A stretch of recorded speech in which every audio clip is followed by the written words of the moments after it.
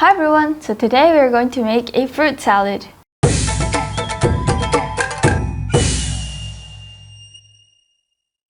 So here are the ingredients. First, milk, dessert base, and fruits you want to add. I got kiwi, strawberries, apples, and oranges. So first you put the milk and dessert base 1 times 1 into the cup and mix it.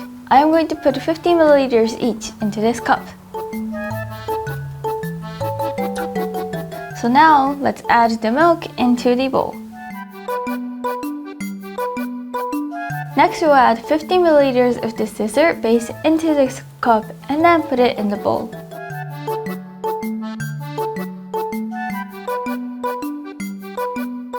So now we will mix this milk and dessert base mix. So now put the fruits into the bowl, mix it, and then put it in the glass. And it's finished!